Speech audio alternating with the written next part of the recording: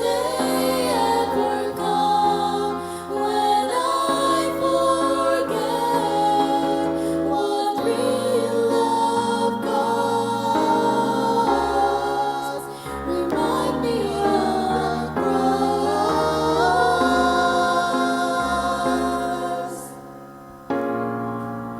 Remind me of the cross.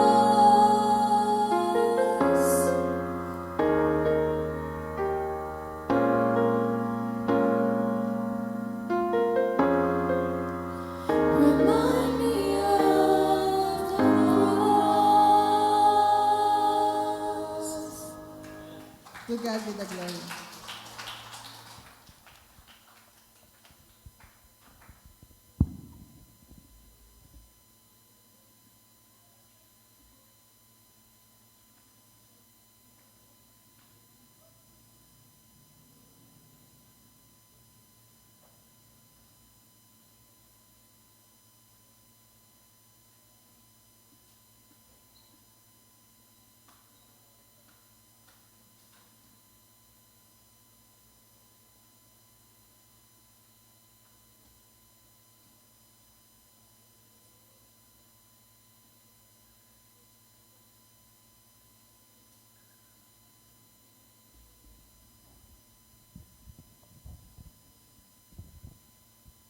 Good morning po sa bawat isa.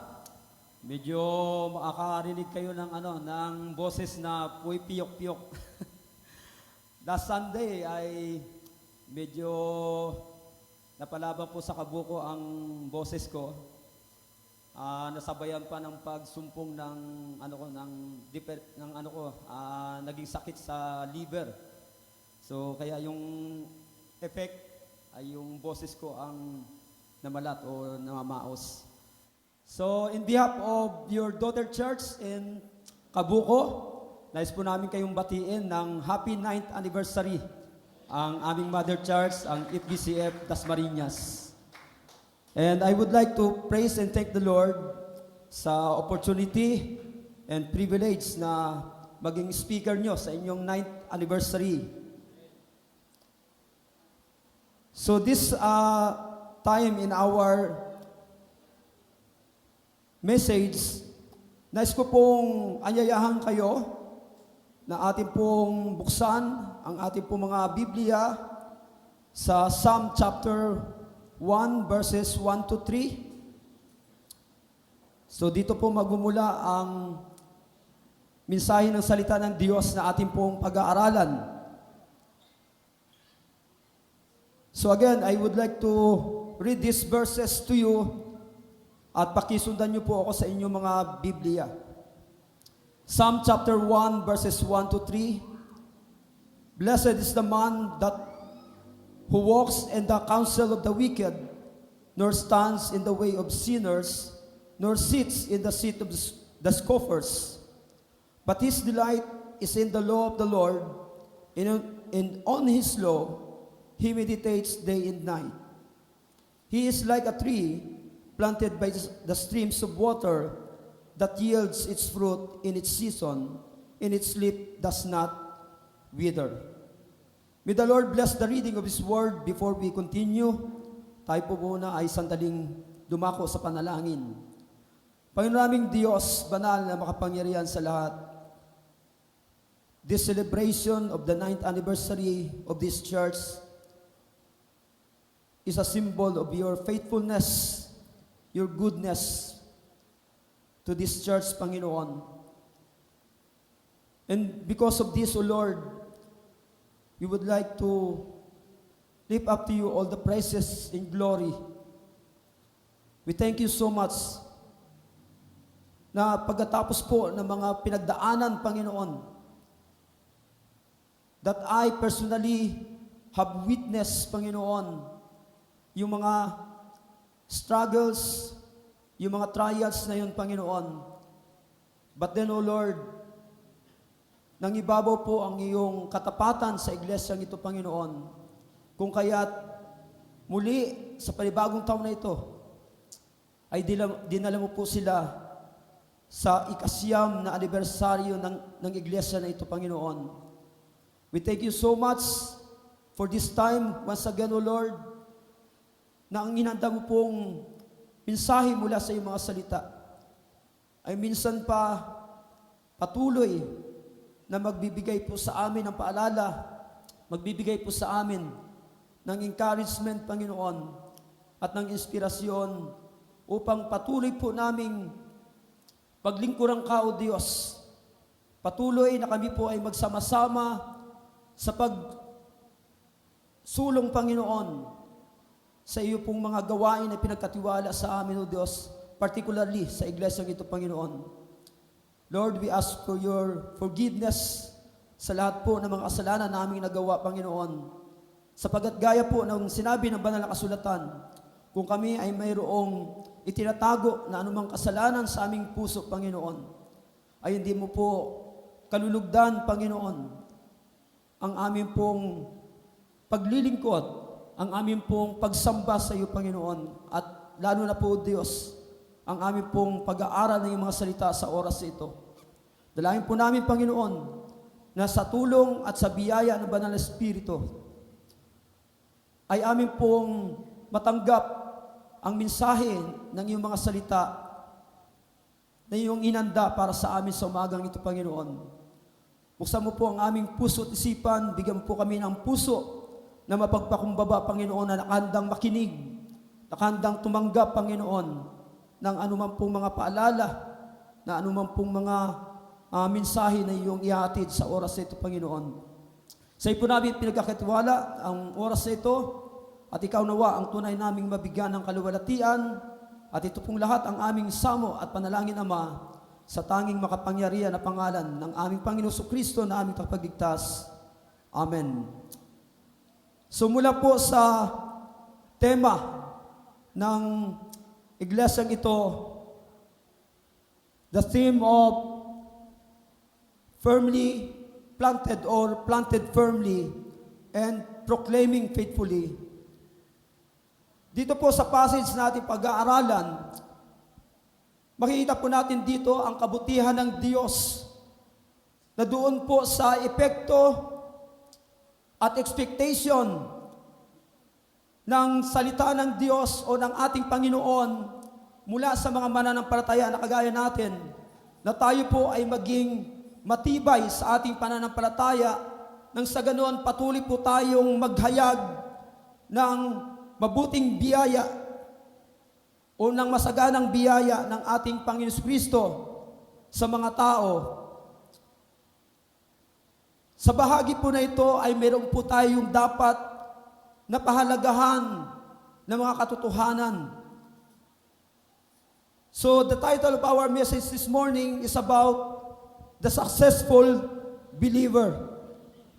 The successful believer, because the word blessed in original, it is asri, na meron po siyang kahulugan na that it is a plural and form that implying fullness of happiness or contentment, not mere emotion, but a state of divine favor and well-being.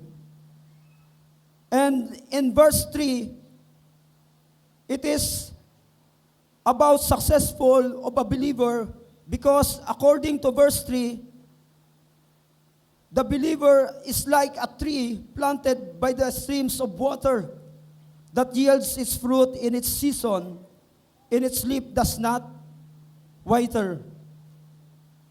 So dito makita po natin that the psalmist talking about the successful believer. At ang pagiging matagumpay na mananampalataya ay yung pagiging matibay at matatag sa kanyang spiritual na pamumuhay at sa kanyang patuloy na paghahayag ng mabuting balita ng kaligtasan sa magitan ng kanyang buhay at sa pamagitan ng kanyang paghayo. For the Word of God, the true success is for the believers to be firmly planted and faithfully proclaiming the Word of God through the life and through evangelism. So dito po sa passage nito,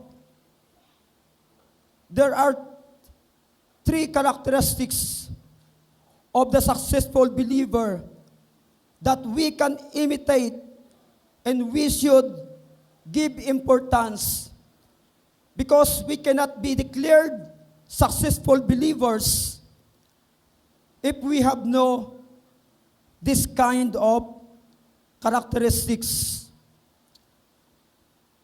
So this is the reason why God revealed these truths to the psalmist and put it in record in His Word, para ipakita sa atin ang kanyang kabutihan na doon po sa pagiging matagumpay na mga mananampalataya, mayroon po dapat tayong isaalang-alang na mga katangian na sa po dapat makita sa ating buhay. So the first characteristic of the successful believer na dinescribe po sa mga verses na ito ay una dyan po sa verse 1. Ang sabi po dyan ng psalmist, "Blessed is the man who walks not in the counsel of the wicked, nor stands in the way of sinners, nor sits in the seat of scoffers." So in this verse, we can see the past of the successful believer. So atin po ditong makikita yung daan na siyang nilalakaran ng isang tunay na matagumpay na mga mananampalataya.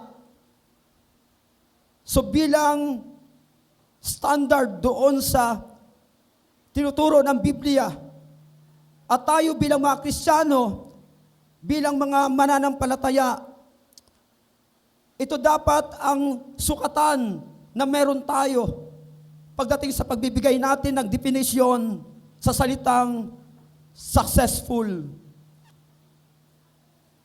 So the true successful believer ay makikita din po sa daan na kanyang nilalakaran. So the question here, what is the path of the successful believer? Ano ba ang nilalakaran ng isang totoo o tunay na matagumpay na mananampalataya, na siyang tunay na kahulugan ng pagiging successful, pagiging blessed? So una,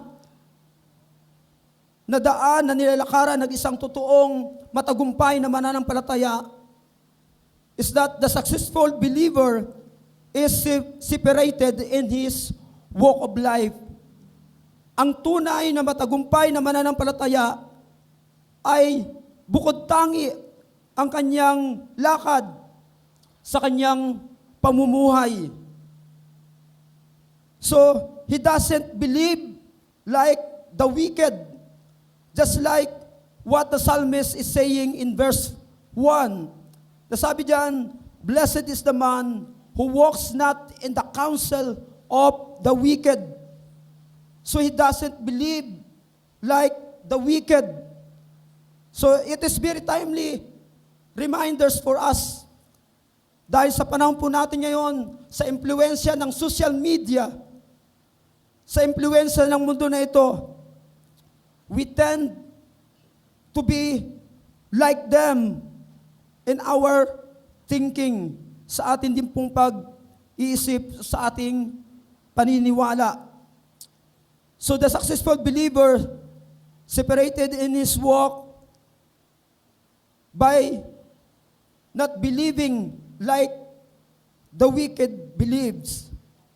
So secondly, he doesn't believe like, or he doesn't behave like the wicked.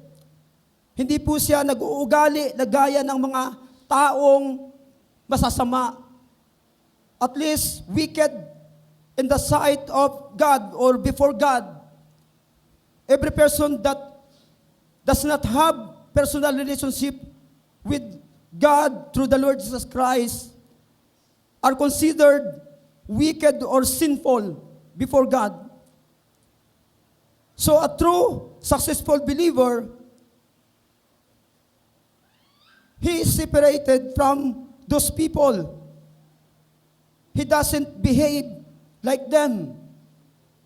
Hindi po siya nag-uugali na gaya ng mga masasama. After all, according to Apostle Paul in 2 Corinthians chapter 5 verse 17, if anyone is in Christ, he is a new creation. The old has passed away. Behold, the new has come. Every believer has a new life in Christ. All things are passed away. Yan po ang dapat na nangyayari. Yan po dapat ang manifestations sa buhay ng isang tunay na mananampalataya na itinuturing ng Diyos sa kanyang harapan na isang tunay na mga successful, na mga matatagumpay na mga mananampalataya. So the successful believer, in his separation from this world, he doesn't belong with the wicked. Hindi po siya kabilang sa mga masasama. So gaya po ng sabi ni Apostle Paul sa 2 Corinthians chapter 6 verse 17, therefore go out from their midst, and be separate from them, says the Lord, and touch no unclean thing, then I will welcome you. So yun po yung tunay na matagumpay na mananampalataya. Siya po ay hiwalay sa lakad ng sanlibutan na ito. Secondly, what is the path of the successful believer? So, the successful believer avoids sin's sequential downward drag.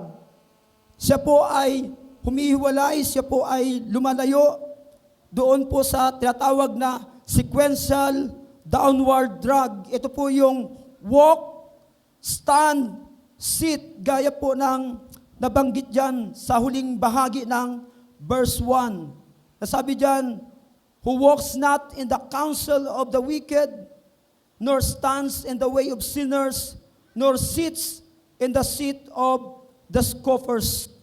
At first, in going to that sequential downward drag, sometimes a believer walking along with wicked people. Yun po ang unang nangyayari sa ibang mga mananampalataya. Sila po ay lumalakad kasama ang mga masasama sa harapan ng Diyos. And then the second na mangyayari is to stand with them. Ay yung tumayo kasama sila. And then finally is to sit or to dwell with them. So remember Lot in Genesis chapter 19. So yung story po na ito, nung si Abram na uncle ni Lot ay tinawag ng Diyos na lumabas doon sa kanyang sambahayan, sa kanyang magulang, at upang dalhin, ibukod tangi ng Diyos.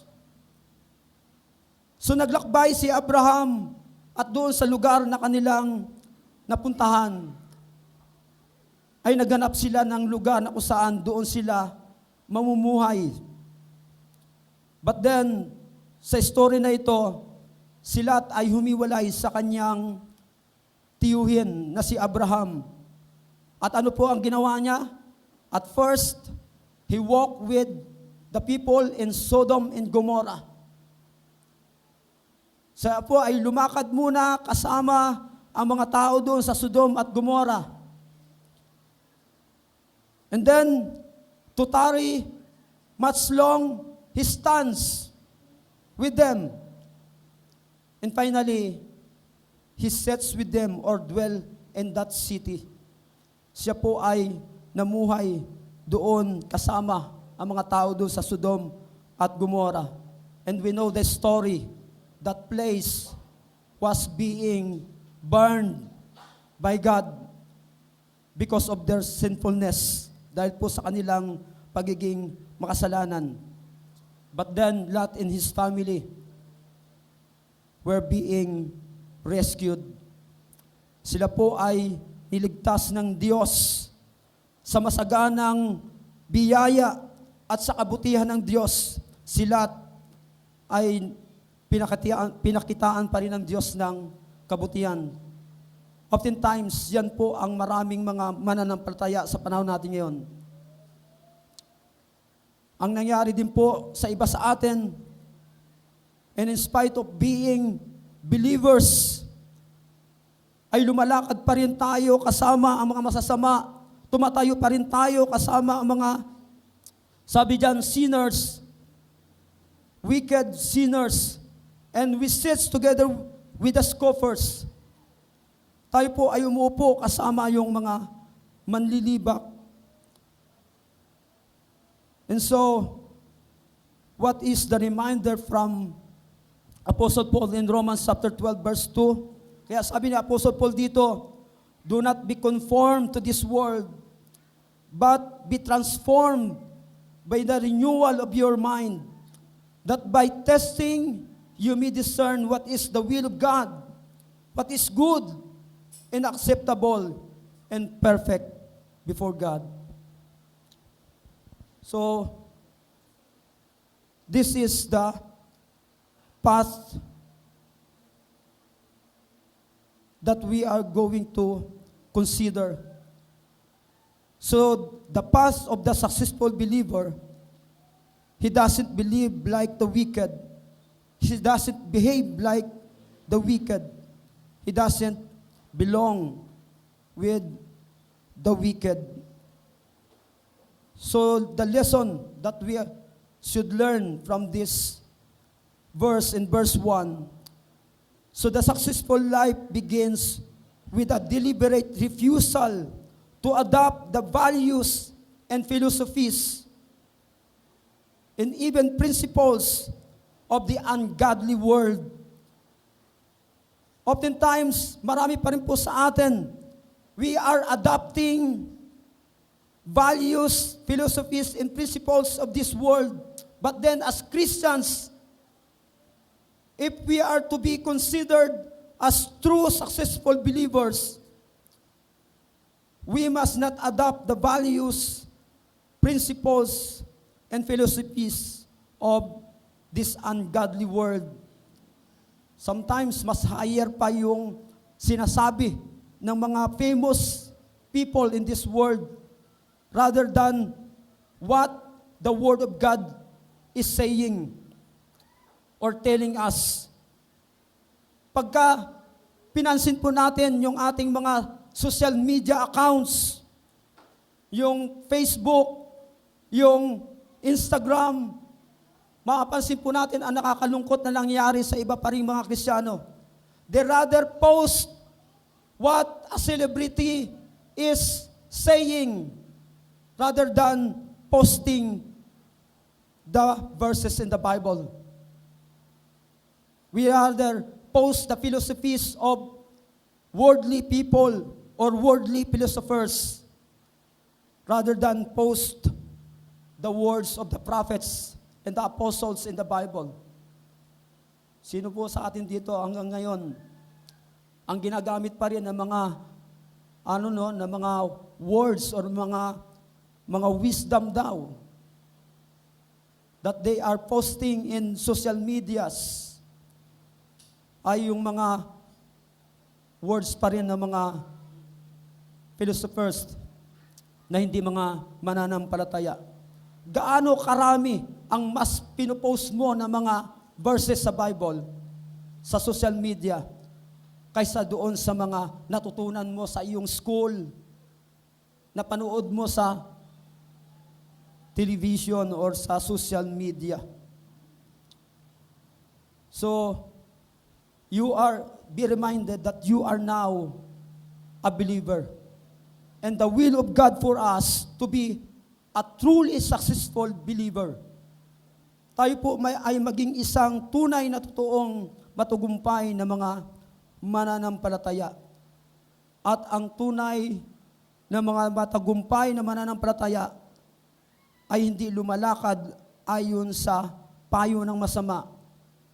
Hindi tumatayo sa daan ng mga makasalanan. Hindi umuupo sa upuan ng mga manlilibak. His life or her life is separated from the lifestyle of this world. Then, the second characteristic of the true successful believer ay makikita po natin doon sa kanyang kasiyahan sa buhay. So the pleasure of the successful believer. In verse 2, makita po natin dito kung ano ang kasiyahan ng isang tunay na matagumpay na mananampalataya. Sabi po rito, his delight is in the law of the Lord, and on his law he meditates day and night. That's the pleasure of the true successful believer sa kanyang buhay.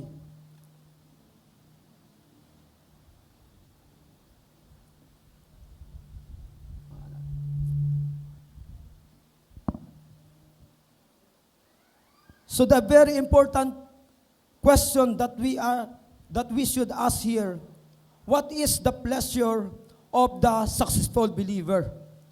Ano ba ang kasiyahan talaga ng isang tunay na matagumpay na mananampalataya sa harapan ng Diyos o para sa Diyos? So una na mapapansin po natin dito, the pleasure of the successful believer is the Word of God. So the Word of God has captured his full affection. It is his delight. It is the pleasure. His pleasure. Ito yung kanyang kasiyahan. So ano po sabi ni Haring David sa Psalm chapter 119 verse 97? As one of the successful or true successful believers in the Bible, ang sabi ni King David dito, "Oh, how I love your law." The question is, you as professing Christian, how you love the Word of God in your life? Mahal mo ba ang salita ng Diyos sa iyong buhay? So, as true successful believers, ito po yung makikita natin. Ito po yung magmamanifest sa buhay ng mga tunay o totoong matagumpay na mga mananampalataya. Ang kanilang kasiyahan ay ang salita ng Diyos. So, the Word of God captured their full affection. Ito po yung pumupuno ng kanilang puso. Ito po ang pinanggagalingan ng kanilang kasiyahan sa buhay. Kaya naalala ko, meron pong mga sinasabi minsan ang ibang mga mananampalataya na kapag bumangon daw sila sa umaga at nakalimutan nila na magbasa ng Biblia, parang kulang may kulang sa buong araw nila. So yung mga ganun pong mga sinasabi ng mga mananampalataya ay palatandaan po ng totoo na mga mananampalataya. Yan po ang dapat na nararamdaman o na-experience ng isang tunay na mananampalataya without the Word of God upon rising early in the morning. Kapag nakalimutan niya ang salita ng Diyos, ay parang kulang. Nararamdaman niya na kulang, mayroong kulang sa kanyang buong maghapon. Then, pangalawa po na papasinin natin dito about the pleasure of the successful believer doon po sa kahalagahan ng salita ng Diyos sa kanyang buhay, aside from the Word of God captured his affection, it has also captured his full attention. So kaya sabi diyan sa second part ng Psalm 119 verse 97, it is my meditation all the day. It is my meditation all the day. Because the Word of God is the pleasure of the true successful believer. Ang salita ng Diyos ang siyang pupuno sa kanyang isipan sa buong maghapon. So question, kapatid sa Panginoon, sa araw-araw ng iyong buhay, ano ang pumupuno sa iyong isipan? Bilang Kristiyano, ito rin ba ang nangyayari sa iyo? Ito ba ang na-experience mo sa iyong buhay? Bago tayo mag-claim na tayo ay tunay na Kristiyano, suriin natin ang ating sarili. Dahil bilang tunay na Kristiyano, ito po dapat ang nangyayari sa iyo. Ang pupuno dapat sa ating isipan ay ang salita ng Diyos. Anong uri dapat ang pagpupuno ng salita ng Diyos sa ating isipan? Gaya po ng sinabi dito ng psalmist. Sabi niya, it is my meditation all the day long. Sa buong maghapon, ito ang kanyang binubulay-bulay. Ito ang naglalaro sa kanyang isipan. Minsan, ang naglalaro sa ating isipan ay ang trabaho. Mga tricky pa man din pinsan. Yung yung pamilya. So minsan na-offend tayo sa sinasabi ng Biblia that even our family, if we cannot hate them, we cannot be true disciples of the Lord Jesus Christ. But then, yung mga sinabi na yun ng Biblia ay po mismo ang nakasulat na kung hindi natin kayang gawing secondary ang ating mga mahal sa buhay at gawing priority ang Panginoon sa ating buhay, we cannot be disciples of the Lord Jesus Christ. Dahil ang tinuturo po ng tunay ng salita ng Diyos, ang totoong mga matagumpay na mga mananampalataya ay nagmamahal sa salita ng Diyos. Sa kanilang pagmamahal sa salita ng Diyos, ito ang pupuno ng sa kanilang puso. Ito ang nagbibigay ng saya sa kanilang buhay. At ito din ang pupuno sa kanilang isipan.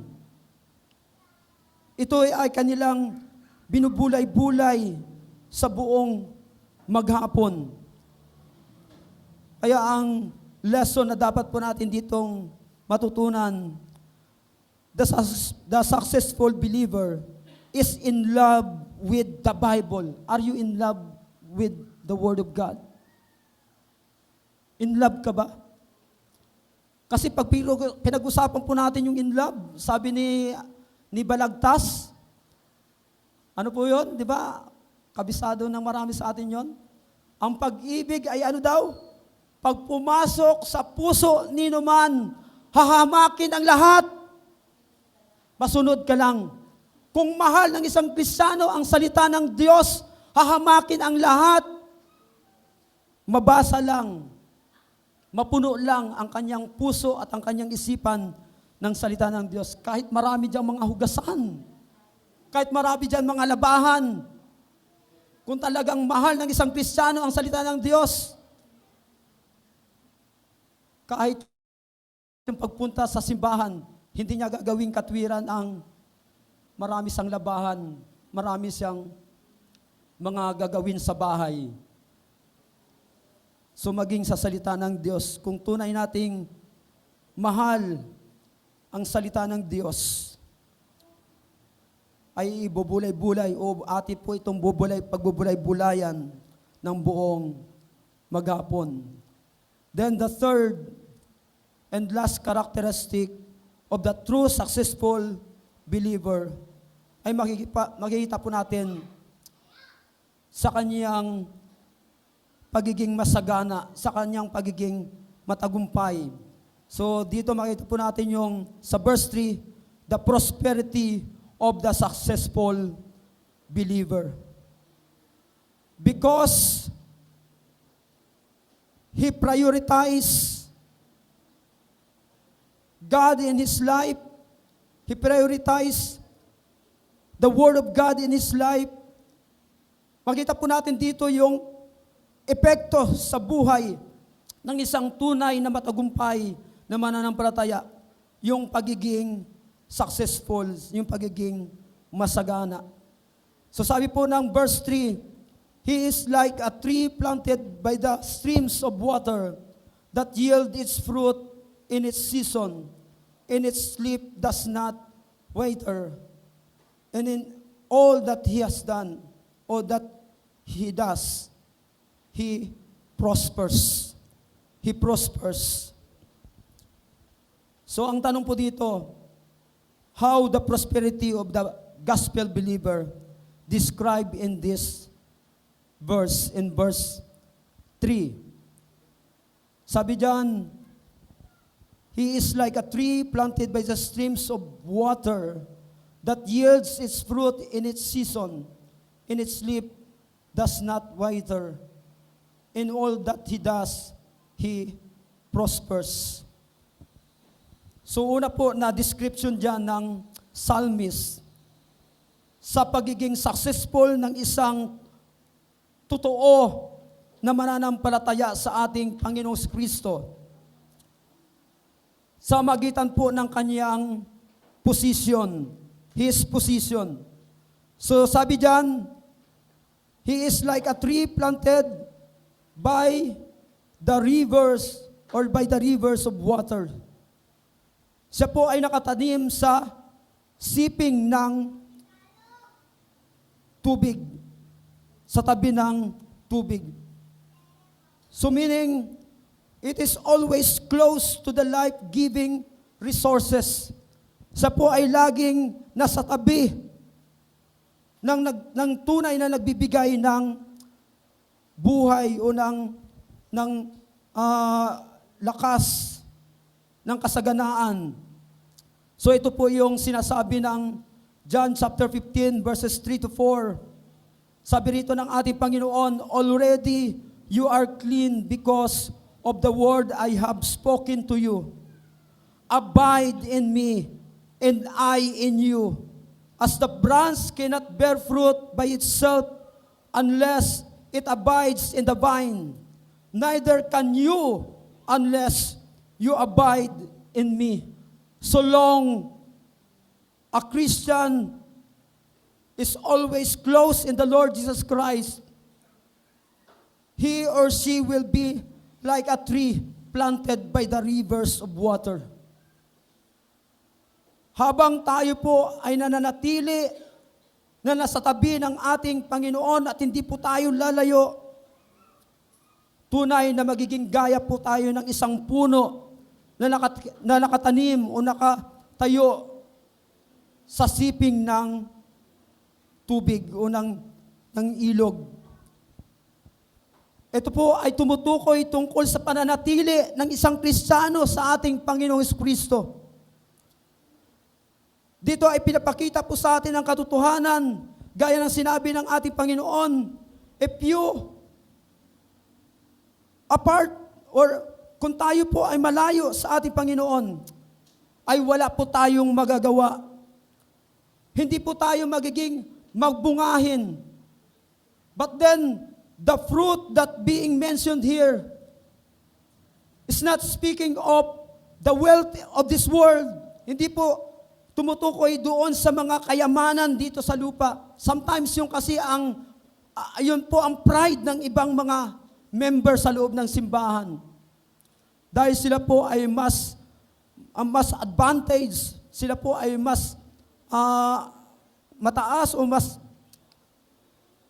mayroon pong kakayanan o ginhawa sa buhay. They think na yung mga bagay na yon, yun ang mga palatandaan ng tunay na successful sa buhay bilang mananampalataya. So yung tinutukoy po dito na tunay po na success in life ay yung pananatili sa ating Panginoon. Hindi po tayo maituturing, lalo na po sa harapan ng Diyos, na totoong matagumpay. Dahil ang tagumpay na tinutukoy po dito ay yung pagiging matagumpay sa ating paglilingkod, sa ating patuloy na pananampalataya at pagsunod sa ating Panginoong Kristo. Let us always remember the measurement of the success of the Bible ay yung ating pong spiritual na status o yung ating pong pagiging malago sa pananampalataya o sa spiritual na buhay. So, kamusta tayo mga kapatid sa Panginoon? Saan po natin sinusukat ang ating pagkaunawa sa tagumpay? Ikaw bilang Kristiyano, dapat ba na sukatin mo ito sa magitan ng mga bagay, ng kayamanan ng mundo na ito? Ang sukatan ng Diyos, ang sukatan ng salita ng Diyos tungkol sa matagumpay na buhay ay yung isang Kristiyano na sa kabila ng kahirapan, sa kabila ng mga pag-uusig, naruroon ang kanyang kasiyahan sa patuloy na paglilingkod at patuloy na pagsunod sa Diyos o sa ating Panginoong Hesukristo. So yung description dito ng psalmist tungkol sa isang masagana o ng kasaganaan ng isang matagumpay na mananampalataya ay doon sa kanyang posisyon. At ang kanyang posisyon, he is planted by the rivers of water. Then, the second description here, doon sa pagiging masagana ng matagumpay na mananampalataya na ito, ay makikita po natin sa kanyang prominence, his prominence. So nabanggit po dyan, he is like a tree, na ang ibig sabihin po nito, ito po ay nagpapahayag of the life of the successful believer, stands ahead or stands heads above all those around him. Nandun po yung kanyang pagiging kakaiba kapag sila ay tumatayo kasama ang mga tao na hindi mananampalataya na sa kanyang paligid. Diba naranasan na po natin minsan na doon sa magkakatabing bahay na ating tinitirahan, we are being praised by our neighbors. Bakit iba ka kaysa sa nasa kanan ko na kapitbahay ko? Tapos na tutuklasan nila na dahil mananampalataya ka pala. Dahil Kristiyano ka pala. Bakit hindi ka chismosa kagaya ng kapitbahay ko na chismosa? Bakit pagka araw ng linggo, hindi kagaya ng nasa tapat ko na bahay na nandoon sa mall, pero ikaw nandoon sa simbahan? Diba? Yun po yung mga praise, yun po yung mga papuri na naranasan na po natin, na sinabi na po ng ating mga kapitbahay. But then, nung first time natin na-experience at narinig sa ating mga kapitbahay at sa mga tao na nasa ating paligid, hanggang ngayon ba, yun pa rin ang mga papuri sa iyo, kapatid? Sinasabi pa rin ba ng iyong mga kapitbahay na bakit ka hindi marites kaysa doon sa isa kong kapitbahay? Bakit ka pupunta sa simbahan, hindi kagaya ng nasa tapat namin na bahay na nandun sa beach, nandun sa mall, pag araw ng linggo. Hanggang ngayon, yun pa rin ba ang papuri na sinasabi sa iyo ng iyong kapitbahay? So yun po yung sinasabi dito ng pagiging prominence. Tayo ay angat, halata, kitang-kita ang kaibahan natin doon sa iba pang mga tao. Yan po ang expectation ng Diyos mula sa mga tunay o totoong matagumpay na mga mananampalataya. Kaya sabi po ng Acts chapter 4 verse 13, regarding doon sa mga disciples, now when they saw the boldness of Peter and John and perceived that they were uneducated, but nonetheless, and in spite of being common men, they were astonished on them. And they recognized, dahil bakit po na mga sila kila Peter at John, nakakaiba sila, kahit hindi sila nakapagtapos o hindi nakapag-aral, kahit mga common men lang sila, ang sabi dyan sa last part, and they recognize that they had been with Jesus. That they have been with Jesus. Ano po ang sabi ni King David sa Psalm chapter 119? About being in love with the Word of God, dahil sa kanyang pagmamahal sa salita ng Diyos, mas yun ang pupuno sa kanyang puso at sa kanyang isipan. Ano po ang epekto? Sabi ni Haring David doon sa chapter na yon. Siya ay naging mas matalino pa kaysa sa kanyang mga guro. Siya ay mas naging wise pa kaysa mga mas nakakatanda sa kanya. Di ba may sinasabi po tayo na mayroong mga matatanda na parang walang pinagkatandaan. Yan. Sometimes, even among Christians, mga Kristiyano na, at mga matatagal na sa pananampalataya, and age-wise ay mas ahead sa iba pang mga mananampalataya na mga mas bata, but then, parang kagaya lang din sa mga unbelievers. Meron pa rin tayong maibibilang doon sa sinasabi natin na although mga matatanda na, pero parang walang pinagkatandaan. But then, when we are truly successful believers, one of the successful believers, ang isa po sa mapapansin ng mga tao ay yung pagiging mas angat natin, mas kakaiba tayo kaysa sa iba pa. And then, pangatlo po na atin ditong papansinin, doon po sa description ng isang masagana, matagumpay, na tunay na mananampalataya. Pangatlo, His permanence. His permanence. So, when a believer, a successful believer, compared to a tree in this passage, nabanggit po dyan, he is like a tree planted by the streams of water. Planted by the streams of water. So yung word dyan na planted, literally, ito po ay transplanted. A tree cannot transplant itself. Neither can a man transplant himself into the kingdom of God.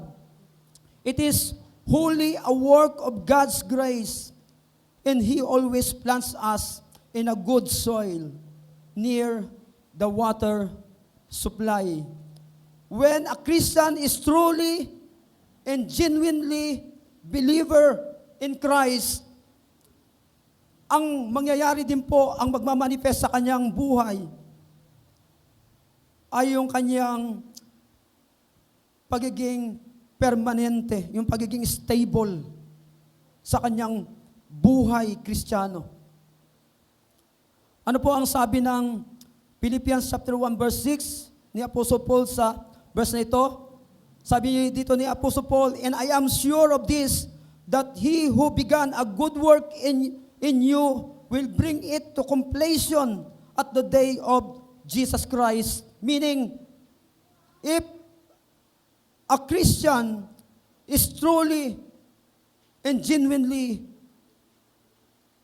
Christian, siya din po ay magiging permanent o siya po ay magiging stable sa kanyang buhay pananampalataya. Yes, sometimes sa realidad din po ng ating buhay na tayo po ay nasa laman at tayo po ay nasa mundo na ito na nahulog sa kasalanan, we still commit sin. But then we will not stay long. Hindi po tayo mananatili doon sa kasalanan na yon. Tayo po ay tatayo at tatayo mula sa pagkatisod sa kasalanan, mula sa pagkadapa, sapagkat ang tunay na matagumpay na mananampalataya o tunay na mananampalataya sa ating Panginoon, sabi po rito ni Apostle Paul, "He who began a good work in you will bring it to completion at the day of Jesus Christ." He is also the one who will sustain a true believer in Christ. Yan po ang may experience, yan po ang mangyayari, yan po ang makikita sa buhay ng isang tunay na matagumpay na mananampalataya. Then, the fourth description of the successful believer here ay yung his productivity. So yung praise po, yung words na nabanggit dyan na brings forth fruit.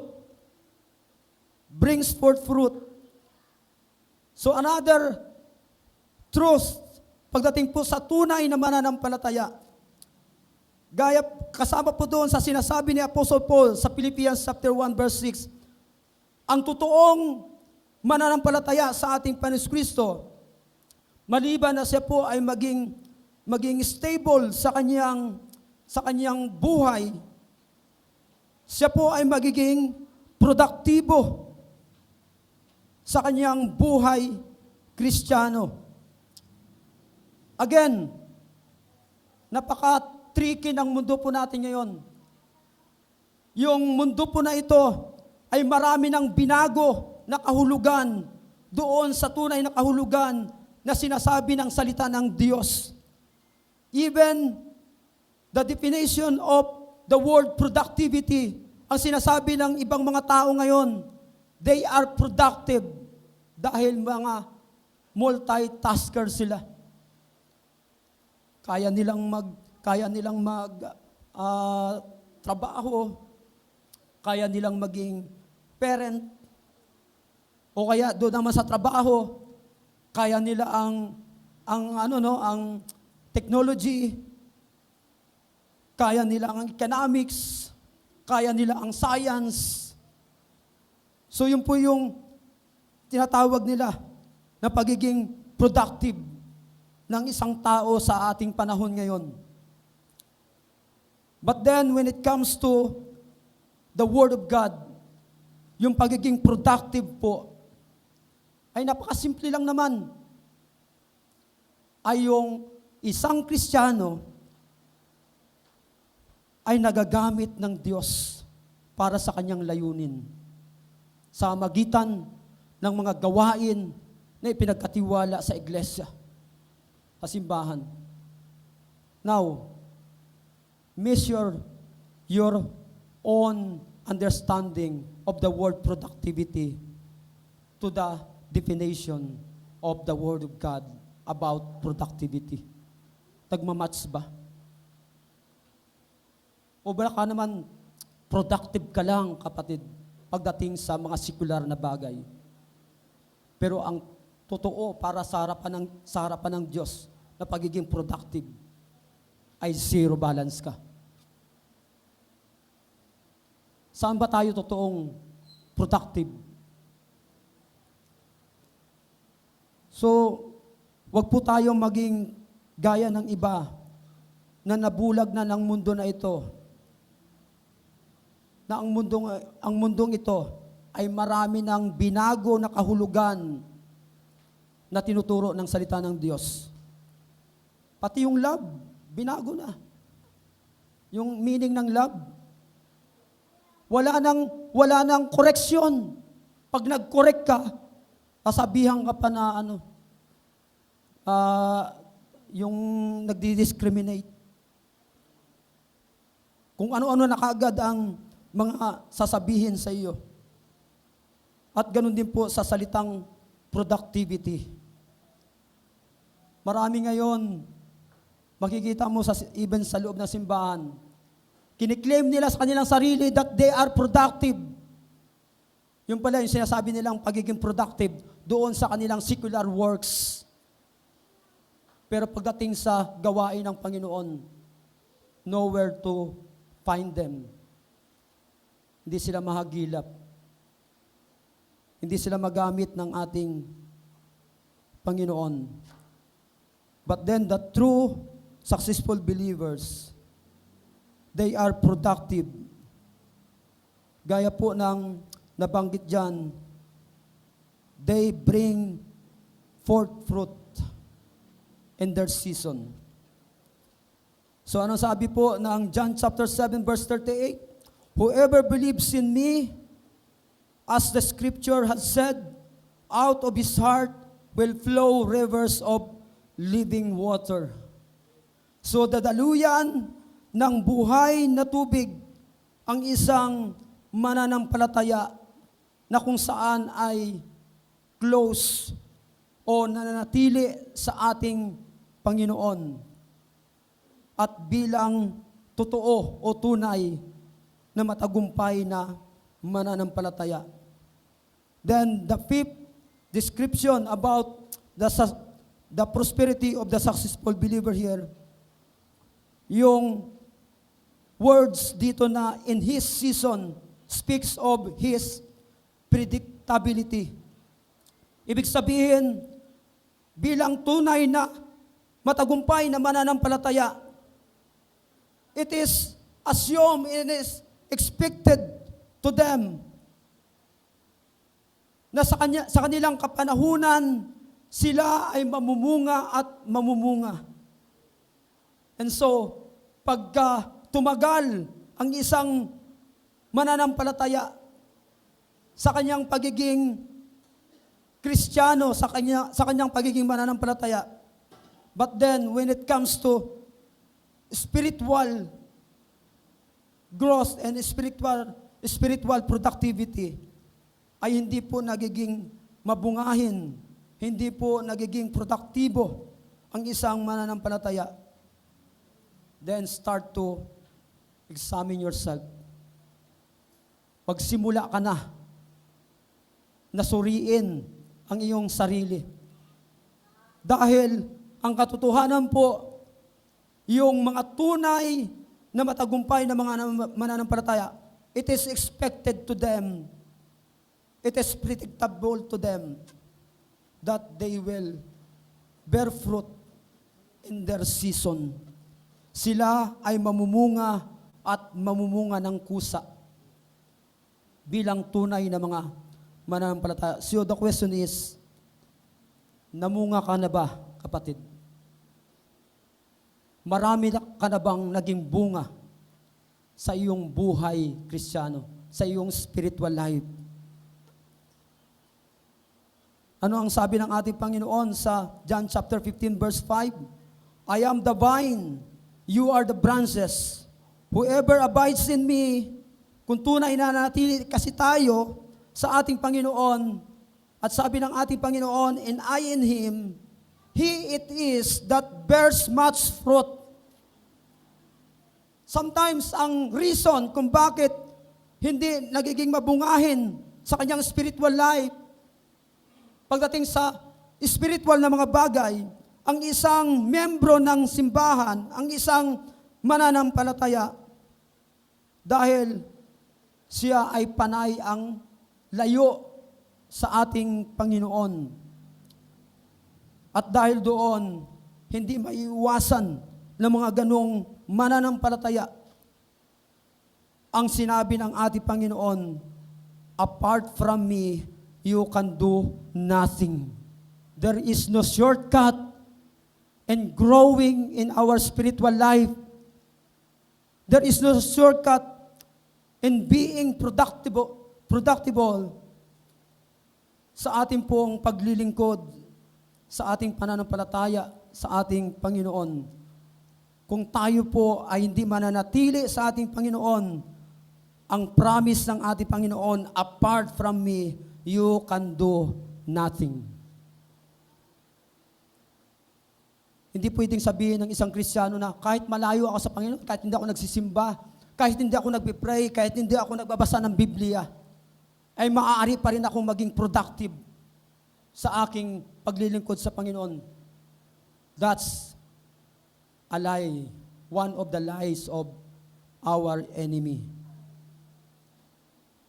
Yan po ay kasinungalingan at nakakalungkot, mayroong naniniwala na mga Kristiyano na kaya nilang maging produktibo, kaya nilang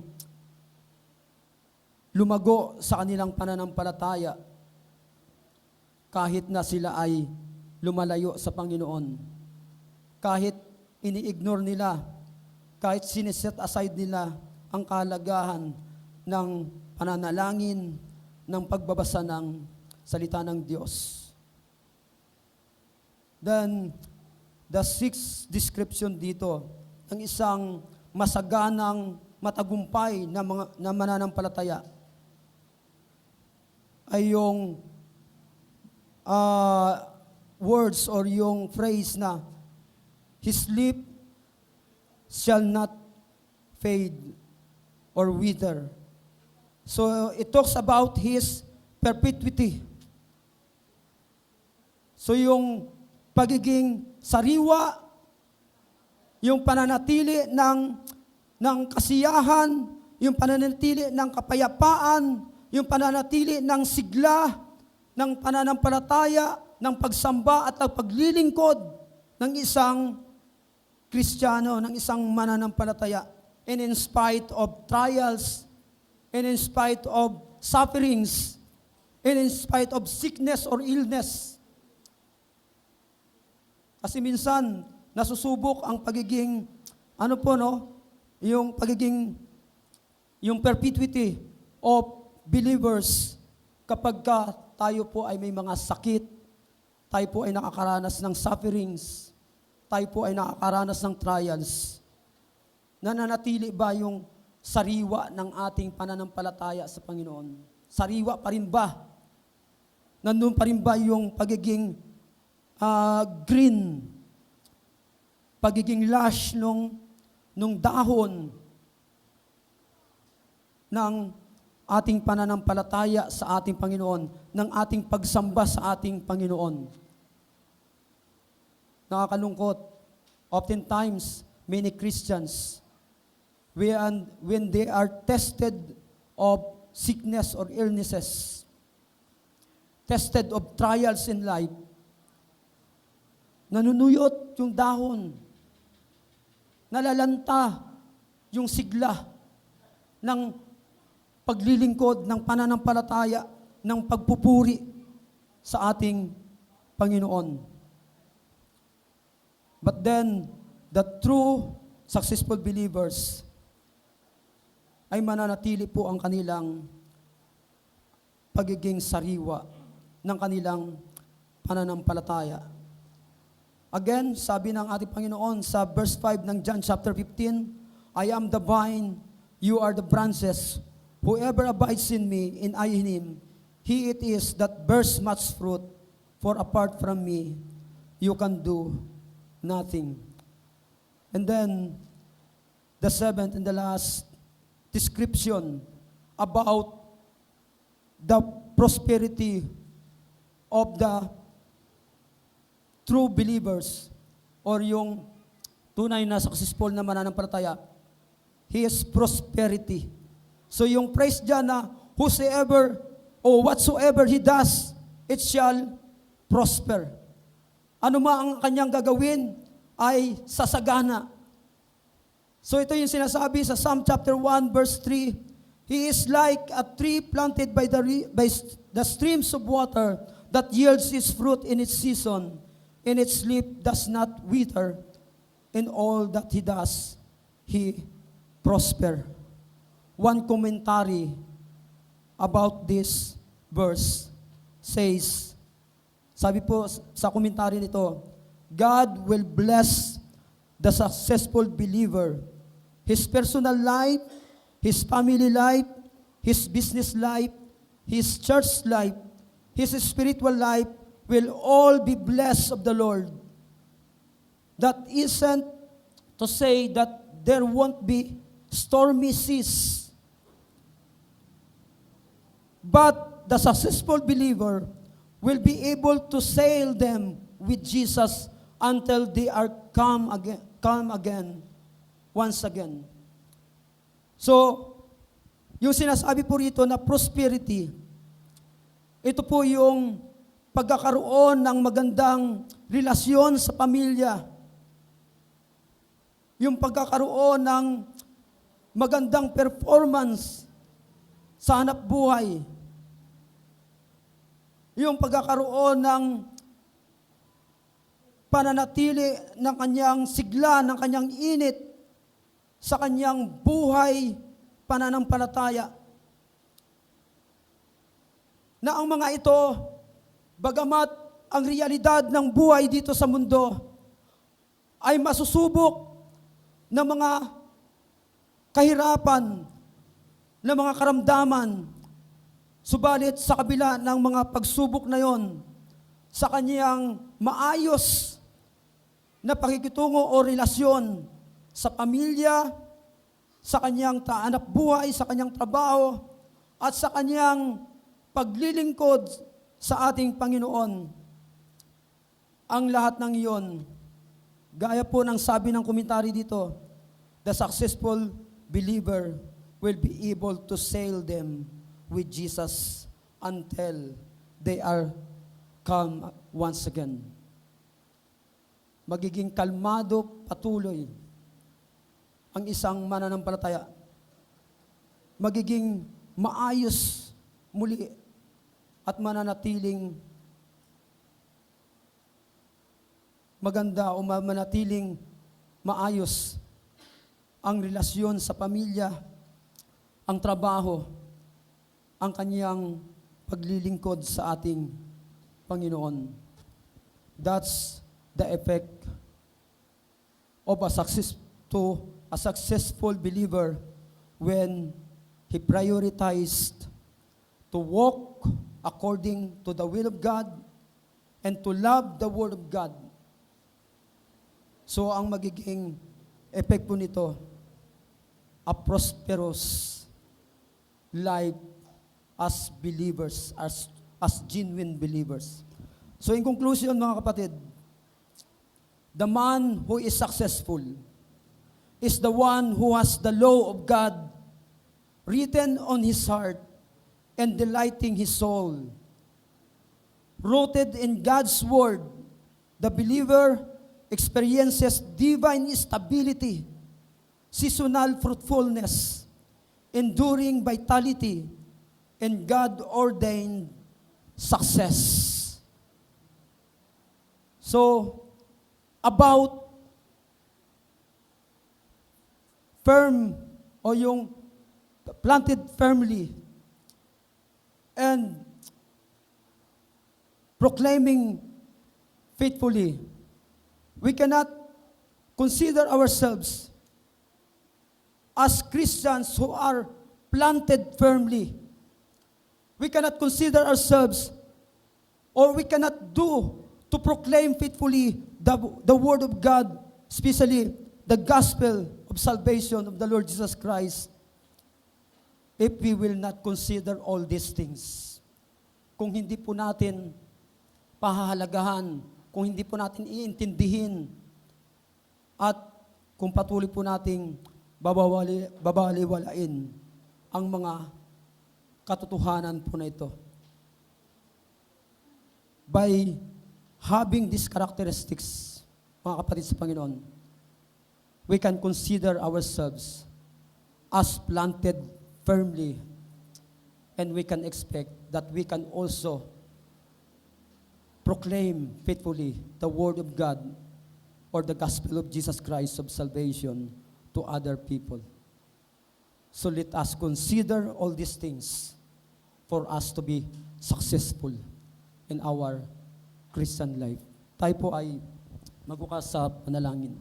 Panginoon naming Diyos, maraming salamat po, Panginoon, na hindi mo po kami pinabayaan, kundi kami po ay iyong iniwanan, Panginoon, na mga gaya po nito na mga kaparaanan na dapat po naming i-consider, Panginoon, at unawain sa aming buhay Kristiyano. It is your will and it is your expectation for us na kami po, Panginoon, ay maging matibay na nakatanim sa pananampalataya sa iyo, Panginoon. And as a result, it is your expectation from us na kami po ay makapagpahayag faithfully ng iyong mga salita, lalo na po ang mabuting balita ng kaligtasan sa mga tao. But then, it will not be experienced by believers. Nakagaya po namin, Panginoon, kung ang mga katangian ng isang totoo at tunay na matagumpay na mananampalataya na ito ay hindi po mag-manifest sa aming buhay, Panginoon. Tulungan mo po kami, Panginoon, na makita sa aming buhay na ang daan na aming nilalakaran ay ang iyong mga kalooban, Panginoon. Na ang amin pong kasiyahan sa buhay ay ang iyong mga salita, Panginoon. At ang tunay na kasaganaan sa aming buhay ay hindi iyong mga positions, hindi po yung mga material na bagay sa mundong ito, Panginoon, kundi ang aming patuloy, masigla, at may kasiyahan na pananampalataya at paglilingkod sa iyo, Panginoon.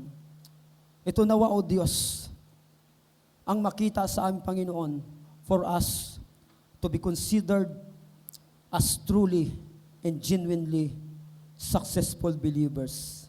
Sa iyo po namin, itinataas ang lahat ng papuri at pasasalamat. Ito po ang aming panalangin sa pangalan ni Jesus. Amen.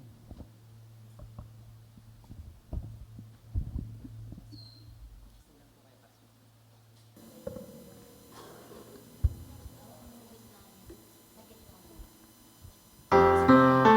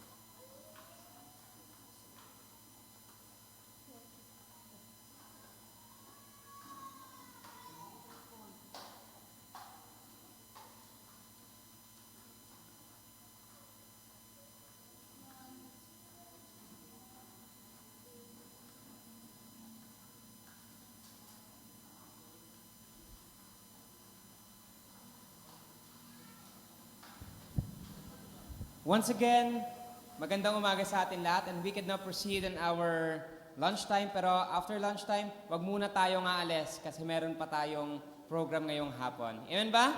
I can see na medyo gutom na ang lahat sa atin. Wala nang natango eh. Wala nang nakangiti. Kaya Hello? Hello. Mic check.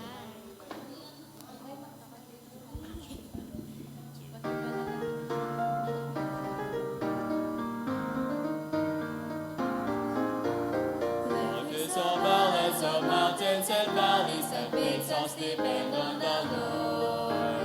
Giving and taking, but never forsaking His grace and His love, my reward. Trusting that He knows the way I should travel, His lamp is a lamp to my feet. He light my pathway both now and for always, until up in heaven we meet. My tower, my fortress, my friend, ever protecting, as trials and triumphs you send. Be thou the center of every redeemer, may each child be done with a pride. As telling the story of Christ and His glory, I wait for my place at His side.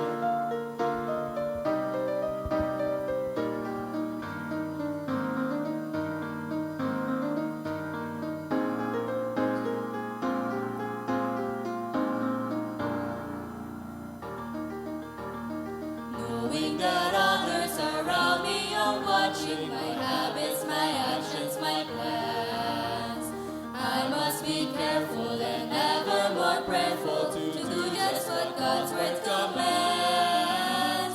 Actions speak louder than just what is said, and so I must be careful to guard each little action and every reaction. By God's grace, there's nothing to hide.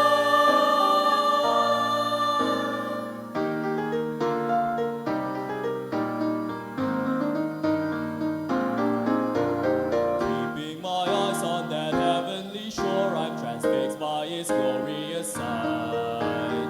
There were no tears, all I hear is sweet voice called them child, come and walk in the light.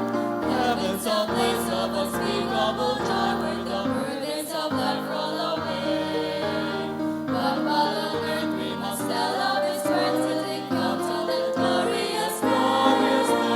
Heavenly Father, you're down, my guide, my tower, my fortress, my friend, ever protecting, as trials and triumphs you stand. Be thou the center of every redeemer, may each child be done with a pride. As telling the story of Christ and His glory, I wait for my place at His side. As telling the story of Christ and His glory, I wait for my place at His side.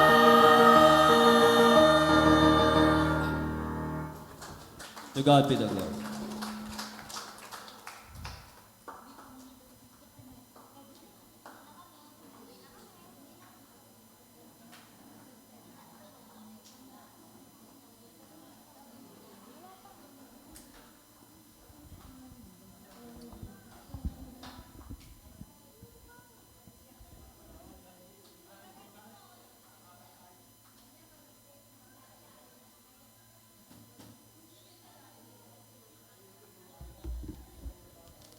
Hello. Lakas? Wait lang. Hello po. Palit tayo.